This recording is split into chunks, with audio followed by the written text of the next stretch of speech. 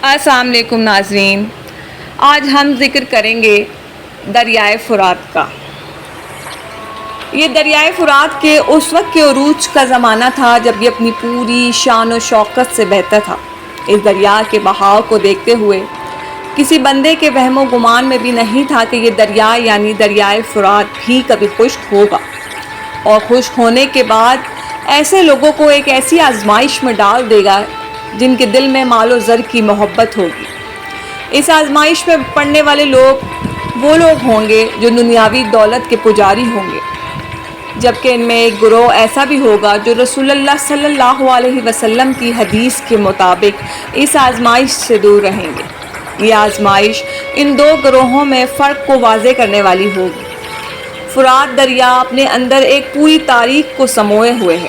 فرات یعنی صاف پانی۔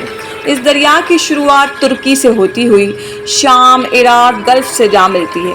نہر القما جسے اس دریا کے کنارے سے نکالا گیا تھا، اسی نہر کے کنارے پر واقعہ کربلا پیش آیا، جب حضرت امام عالی مقام امام حسین علیہ السلام ان کے ساتھیوں پر اس دریا کا پانی بند کر دیا گیا۔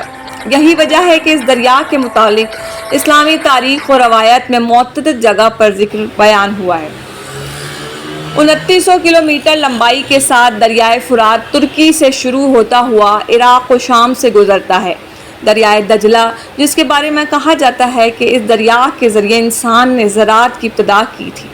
ان دونوں دریاؤں کا ملنا پرشین گلف میں ایک دوسرے سے جا ملتا ہے، جسے شتول عرب کہا جاتا ہے، اور اسی دریا کو ایران و عراق کا بارڈر بھی کہا جاتا ہے۔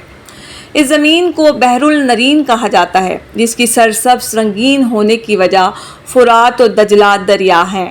اس سرزمین میں بہت سی تہذیبوں نے ترقی بھی کی، کیونکہ ایک وقت میں یہ سرزمین انسانی تہذیب کا مین مرکز تھی۔ بابل کے قدیم دارالخلیفہ کی بنیاد اسی دریا کے کنارے سے رکھی گئی ہے۔ بعض روایتوں میں دریائے فرات کے پانی کو پاک و فضیلت میں بیان کیا گیا ہے۔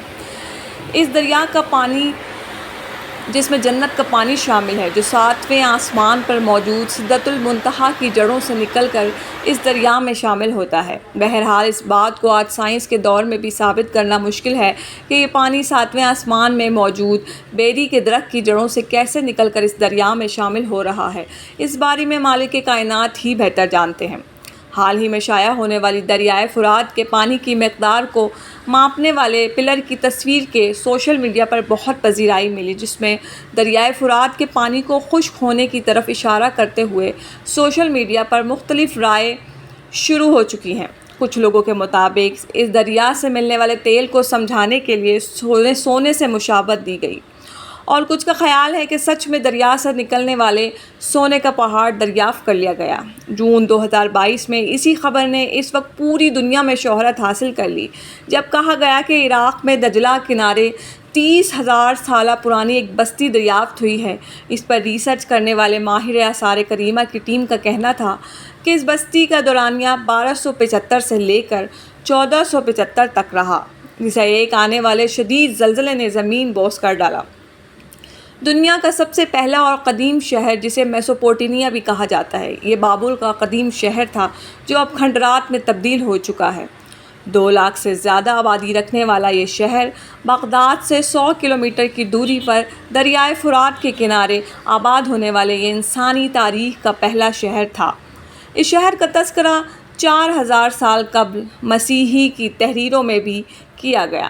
دنیا میں جب پہلے قتل کا واقعہ یعنی حابیل و قابیل کا پیش آیا، اس وقت تورات کے مطابق حضرت آدم علیہ السلام بابل عراق کے علاقوں میں ہی رہتے تھے۔ حابیل کو قتل کرنے کے بعد قابیل اپنے اہل و عیال کے ساتھ بابل کے پہاڑوں میں جا چھپا، جس سے اس جگہ کا نام بابل پڑا، اور بابل کے معنی ہے جدائی۔